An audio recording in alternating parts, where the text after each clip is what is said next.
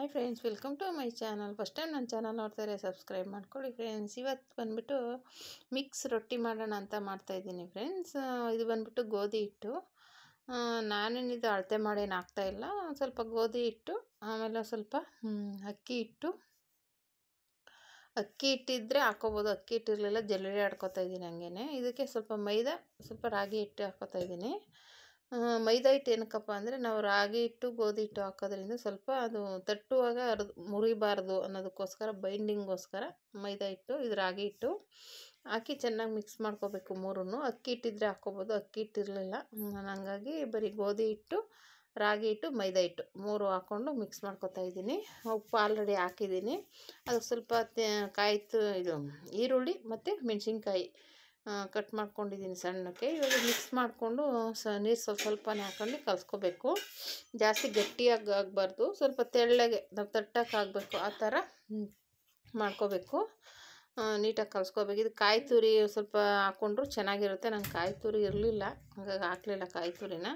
Already chutney ಆಯ್ತಲ್ಲ, ಇನ್ನೇನು ಬೇಡ ಬಿಡು ಅಂದ್ಬಿಟ್ಟು ಬರೀ ಈರುಳ್ಳಿ, ಒಂಚೂರು ಕೊತ್ತಂಬರಿ ಸೊಪ್ಪು ಹಾಕಿದ್ದೀನಿ. ಇದಕ್ಕೆ ಸಬ್ಸಿಗೆ ಸೊಪ್ಪು ಆ ಥರ ಸೊಪ್ಪುಗಳು ಬೇಕಂದರೆ ಹಾಕ್ಕೋಬೋದು, ತುಂಬ ಚೆನ್ನಾಗಿರುತ್ತೆ ಇದ್ದರೆ.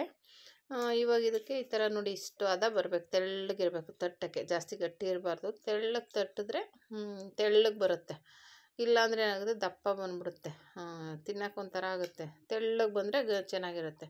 ಈ ಥರ ಹೆಂಚಿಕ್ಬಿಟ್ಟು ಅದು ಬಿಸಿ ಆದಮೇಲೆ ಮಾಮೂಲಿ ಈ ಥರ ತಟ್ಟಬೇಕು ಕೈಯಲ್ಲಿ. ನೀವು ಏನಾದರೂ ಇಲ್ಲ ಇನ್ನೊಂದು ಹೆಂಚಿದ್ರೆ ಬೇಕಾದ್ರೆ ಒಂದು ಹೆಂಚಲ್ಲಿ ತಟ್ಟಿಬಿಟ್ಟು ಇದು ತೆಗೆದು ಬಿಡಿ, ಆಮೇಲೆ ಆ ಹೆಂಚು ಇಟ್ಕೊಂಡು ಮಾಡ್ಬೋದು. ಅಯ್ಯೋ 2 ಹೆಂಚು ಯಾಕಪ್ಪ ಇಡಬೇಕು ಅನ್ನೋರು ಉರಿ ಸಣ್ಣ ಮಾಡ್ಕೊಳ್ಳಿ. ಒಂದು ಸಲ ತಟ್ಟುವಾಗ ಏನೂ ಇರಲ್ಲ, ಬಿಸಿ ಇರಲ್ಲ ಅಷ್ಟು. 2ನೇ ಸಲ ಚೆನ್ನಾಗಿ ಕಾದಿರುತ್ತಲ್ವ ಹೆಂಚು, ಆವಾಗೇನಾಗುತ್ತೆ ಬಿಸಿ ತಾಗುತ್ತೆ. ಅದಕ್ಕೋಸ್ಕರ ಏನು ಮಾಡಬೇಕಪ್ಪ ಅಂದರೆ ಕಮ್ಮಿ ಮಾಡ್ಕೋಬೇಕು ಉರಿ ಕಮ್ಮಿ ಮಾಡಿಕೊಂಡು ತಟ್ಕೊಂಡು, ಮತ್ತು ಇಲ್ಲಿ ಪಕ್ಕದಲ್ಲಿ ನಾವು ಸ್ವಲ್ಪ ನೀರು ಇಟ್ಕೊಂಡಿದ್ದೆಲ್ಲ, ನೀರು ಇಟ್ಕೊಂಡು ಚೆನ್ನಾಗಿ ತಟ್ಟಿಬಿಟ್ಟು ಒಂಚೂರು ಎಣ್ಣೆ ಹಾಕ್ಬಿಟ್ಟು ಒಂದು ತಟ್ಟೆನೋ ಪ್ಲೇಟೋ ಮುಚ್ಕೊಂಡ್ರೆ ಸಾಕು, ಚೆನ್ನಾಗಾಗುತ್ತೆ ರೊಟ್ಟಿ. ಮಕ್ಳಿಗಂತೂ ಆರಾಮಾಗಿ 5 ನಿಮಿಷ ನೀವು ಕಲಿಸ್ಬಿಟ್ಟು ಹಂಗೆ ತಟ್ಬಿಟ್ಟು ಕೊಡ್ಬೋದು. ನೀವು ಈರುಳ್ಳಿ ಅವೇನೋ ಹಾಕ್ತಾಯಿದ್ರೂ ಬೇಕಾದ್ರೆ ಹಂಗೆ ತಟ್ಬಿಟ್ಟು ತುಪ್ಪ ಇದ್ದರೆ ತುಪ್ಪ ಹಾಕಿ ಕೊಡ್ಬೋದು. ನಾವು ಉಪ್ಸಾರು ಖಾರ ಇಲ್ಲ ಸಾಂಬಾರು ಉಳಿದಿದ್ರೆ ಈ ಥರ ಇರೋದಕ್ಕೆ ಅಡ್ಜಸ್ಟ್ ಮಾಡ್ಕೊಂಬಿಡ್ತೀವಿ, ಅದಕ್ಕೆ ಬೇಕು ಅಂತ ಏನು ಮಾಡಲ್ಲ. ಇವಾಗ ಒಂಚೂರು ಸಾಂಬಾರು ಉಳಿದಿತ್ತು, ಅದಕ್ಕೆ 1-2 ರೊಟ್ಟಿ ತಟ್ಕೊಂಬಿಟ್ಟು ಮಾಡಿಬಿಡ್ತೀವಿ. ಇದನ್ನೇ ಮಾಡಬೇಕು ಅದನ್ನೇ ಮಾಡಬೇಕು ಅಂತೇನಿಲ್ಲ. ಉಪ್ಸಾರು ಖಾರ ಇದ್ದರೆ ಅದಕ್ಕೆ ತುಪ್ಪ ಹಾಕ್ಕೊಂಡು ಇದ್ರ ಜೊತೆ ನೆಂಚ್ಕೊಂಡು ತಿಂದ್ಬಿಡ್ತೀವಿ, ಆ ಥರ ಮಾಡ್ಕೋತೀವಿ. ಹಂಗಾಗಿ ಬೇಗನೆ ಆಗುತ್ತೆ. ಇದಕ್ಕೆ ಚಟ್ನಿ ರೆಡಿ ಮಾಡಿಕೊಂಡೇ ಕೂತ್ಕೋಬೇಕು ಅಂತೇನಿಲ್ಲ, ಮಾಡ್ಕೋಬೋದು. ಚಟ್ನಿ ಬೇಕಂದರೆ ಮಾಡ್ಕೋಬೋದು, ಇಲ್ಲಾಂದರೆ ಈ ಥರ ಸಾಂಬಾರುಗಳು ಉಳಿದಾಗ ಈ ಥರ ಉಪ್ಸಾರು ಖಾರ ಇದ್ದರೆ ಅದಕ್ಕೂ ಚೆನ್ನಾಗಿರುತ್ತೆ. ಒಟ್ಟಿನಲ್ಲಿ ರೊಟ್ಟಿ ಎಲ್ಲ ಮಿಕ್ಸ್ ಮಾಡಿರ್ತೀವಲ್ಲ ಹಿಟ್ಟು, ತುಂಬ ಟೇಸ್ಟ್ ಕೊಡುತ್ತೆ. ತಿನ್ನೋಕ್ಕಂತೂ ತಿಂತಾಯಿದ್ರೆ ಇನ್ನೂ ತಿನ್ನೋಣ ಅನಿಸ್ತಾ ಇರುತ್ತೆ. ನಮ್ಮ ಹುಡುಗನಿಗಂತೂ ತುಂಬ ಇಷ್ಟ, ರೊಟ್ಟಿ ಆಗಲಿ ಚಪಾತಿ ಆಗಲಿ. ನಮ್ಮ ಮಗನಿಗೆ ತುಂಬಾ ಇಷ್ಟಪಟ್ಟು ಸುಟ್ಕೊಡ್ತಾಯಿದ್ರೆ ತಿಂತಾಯಿರ್ತಾನೆ.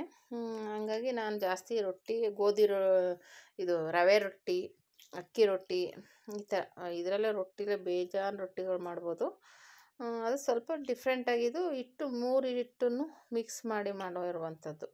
ಇದು ಒಂಥರ ಡಿಫ್ರೆಂಟಾಗಿ ಚೆನ್ನಾಗಿರುತ್ತೆ. ಬರೀ ರಾಗಿ ರೊಟ್ಟಿ ಮಾಡ್ತೀವಿ, ಬರೀ ಅಕ್ಕಿ ರೊಟ್ಟಿ ಮಾಡ್ತೀವಿ, ಇಲ್ಲ ಗೋಧಿ ರೊಟ್ಟಿ ಮಾಡ್ತೀವಿ. ಇದು ಮಿಕ್ಸು ತುಂಬ ಟೇಸ್ಟ್ ಇರುತ್ತೆ. ಮಕ್ಕಳಿಗೆಲ್ಲ ಮಾಡಿಕೊಡಿ, ದೊಡ್ಡವ್ರಿಗೂ ಅಷ್ಟೇ ತುಂಬ ಒಳ್ಳೆಯದು ಆರೋಗ್ಯಕ್ಕೆ. ಗೋಧಿ ಹಿಟ್ಟಾಗಲಿ ರಾಗಿ ಹಿಟ್ಟಾಗಲಿ ತುಂಬಾ ತಂಪು, ತುಂಬ ಆರೋಗ್ಯಕ್ಕೆ ಒಳ್ಳೆಯದು.